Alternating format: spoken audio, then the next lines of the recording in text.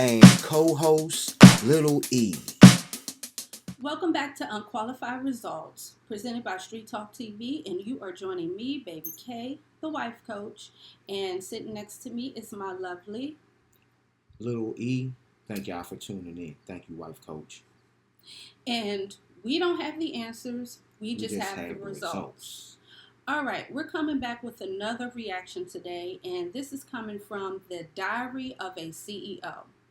All right, and the clip that we plucked from this interview that he had, I believe, with a expert on love, fatherhood, sex, monogamy, things like that. Yep. And so check this clip out.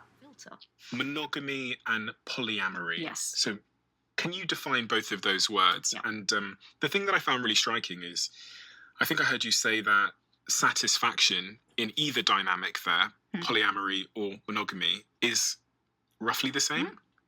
Because I thought people in monogamous relationships were supposed to be way more happy than people that are in polyamorous relationships. No, not at all. So monogamy is a relationship state where there are two people who are... We have to define two sorts of monogamy. There's sexual monogamy. And that is you are exclusive to that other person. Sexually, you have sex with nobody else. And there is social monogamy. And that is you live with that person exclusively. So within the UK, most people, let's say if they have children, are socially monogamous. They live in a household with their children with two people in it. Whereas sexual monogamy, you can be socially monogamous and not sexually monogamous.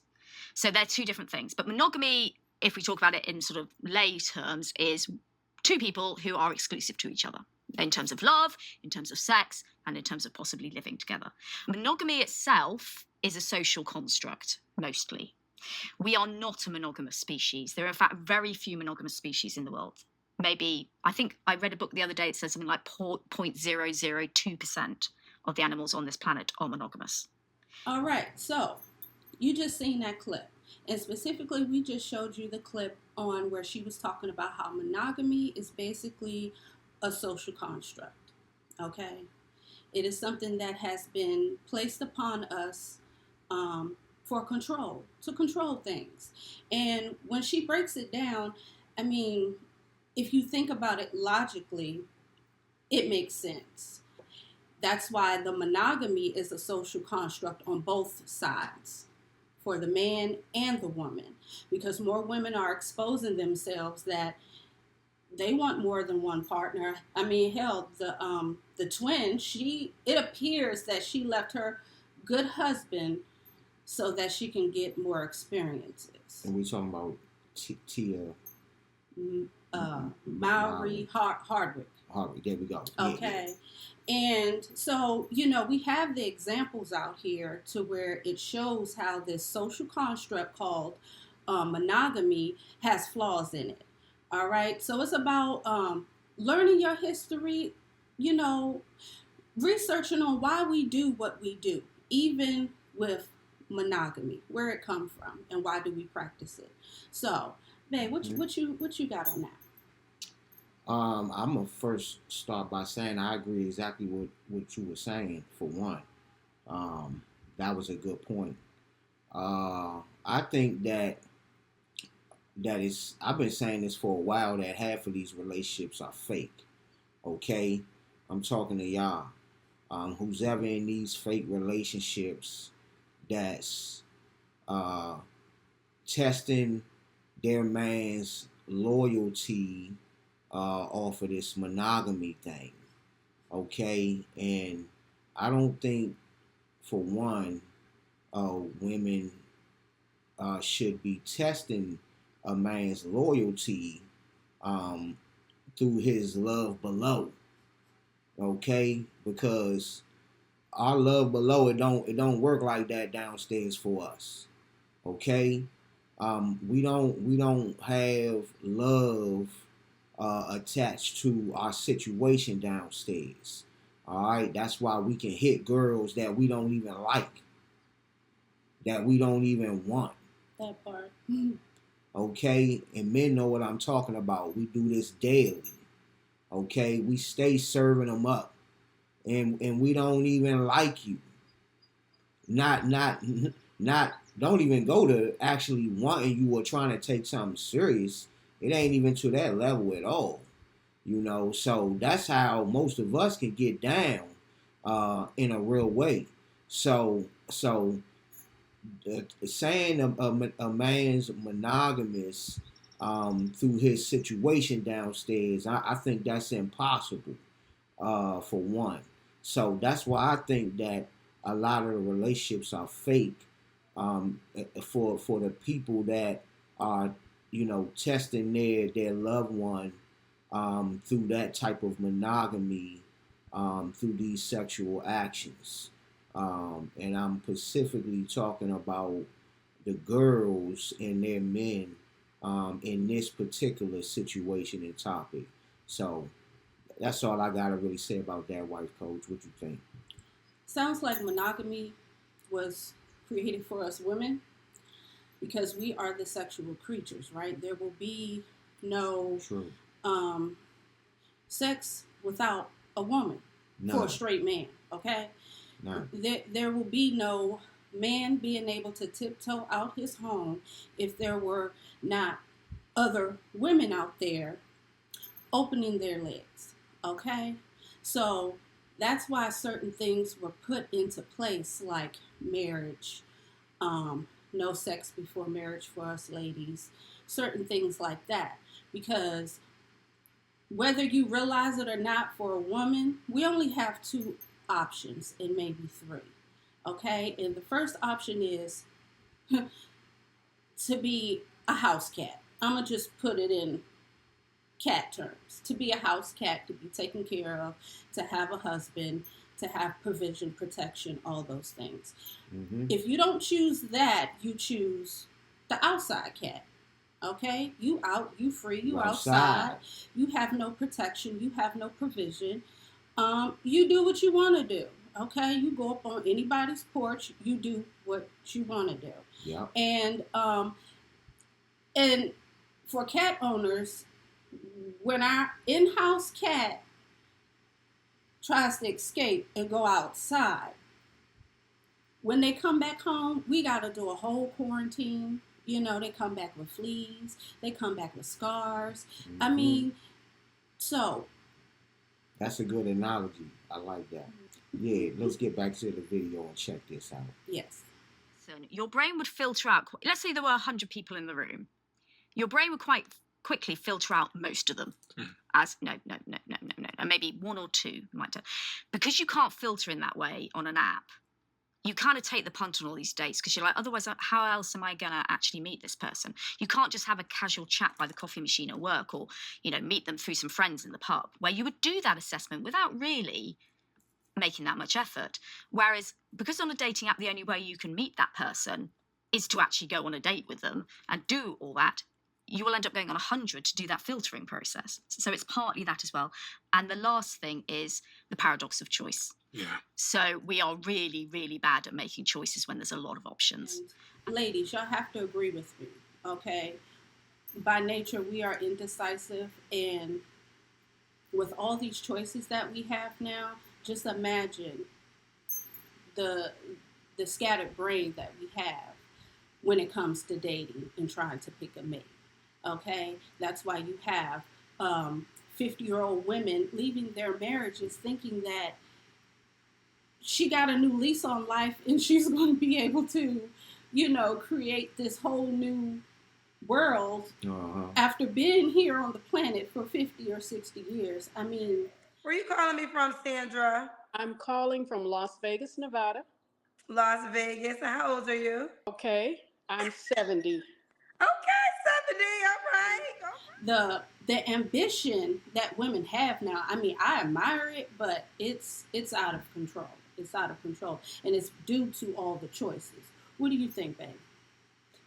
Yeah, I think the lady touched on the dating apps as well, and I think that goes to the point that you're making with all the choices that people think they have out here, and man, this internet world is so different than the real world, as y'all obviously see it in your real lives, and these girls end up finding out sometimes the hard way, as we talked about on previous podcasts, with, some of them getting a little older, and they find out really that all these options that they might have thought they had really ain't there, really ain't what they thought it was.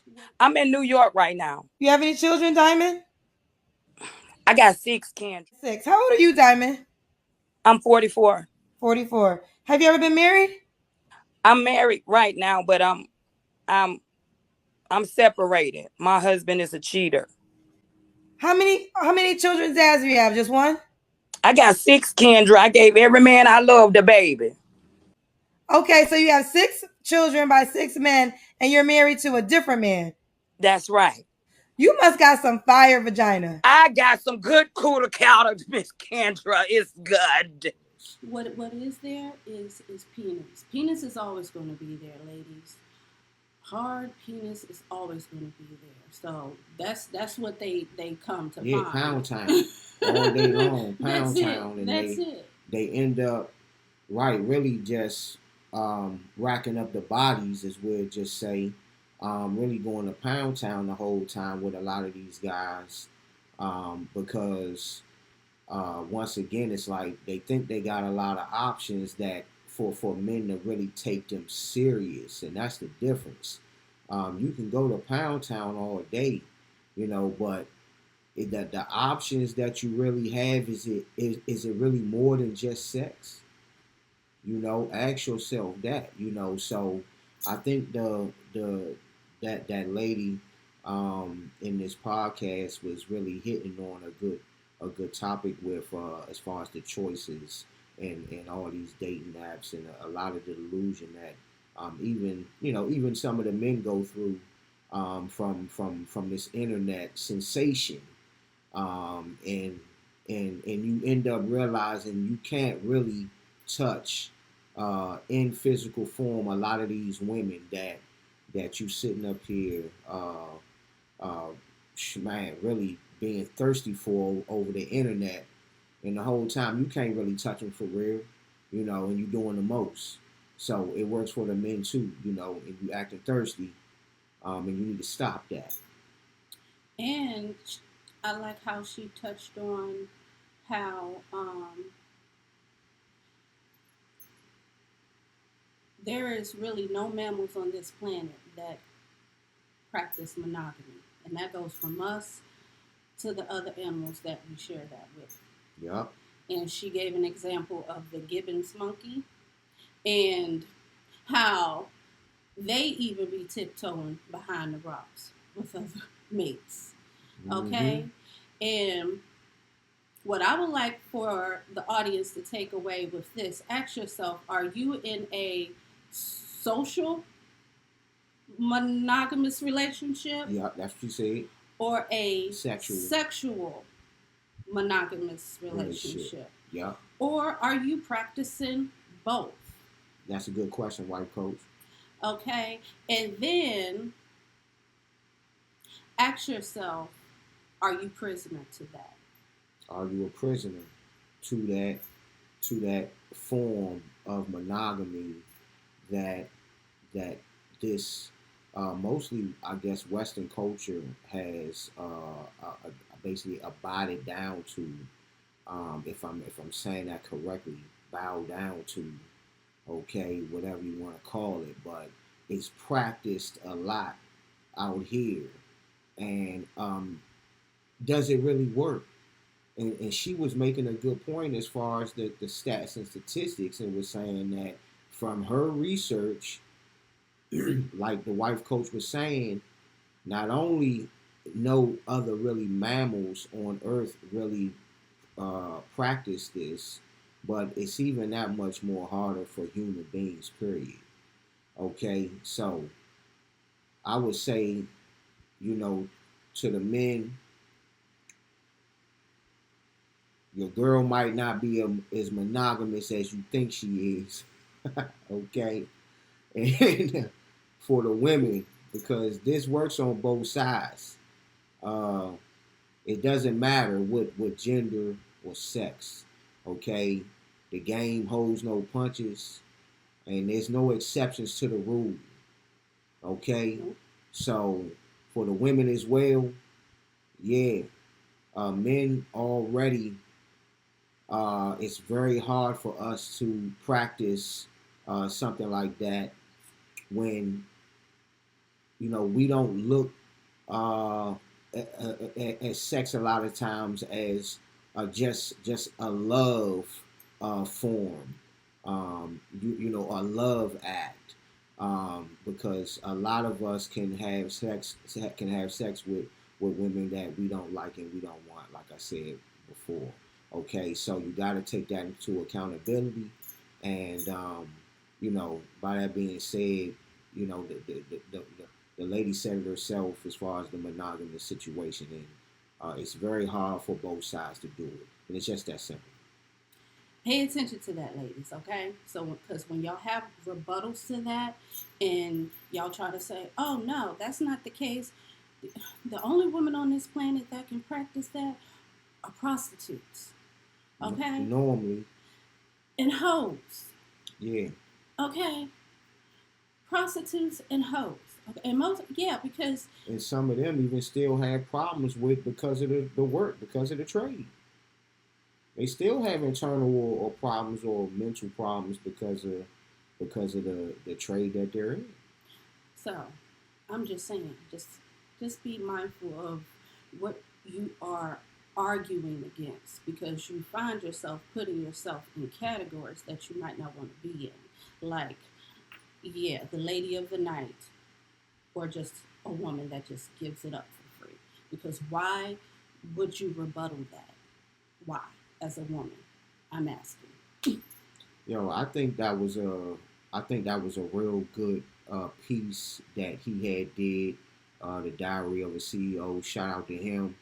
And man, I think pieces like that could teach us all.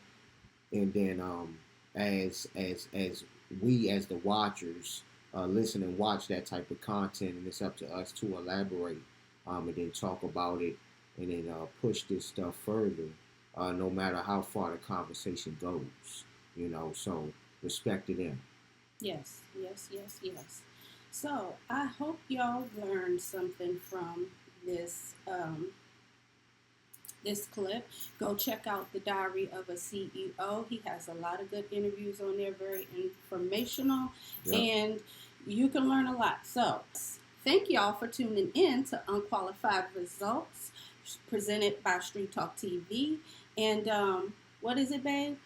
We don't have the answers. We just have the results. Bye. Peace.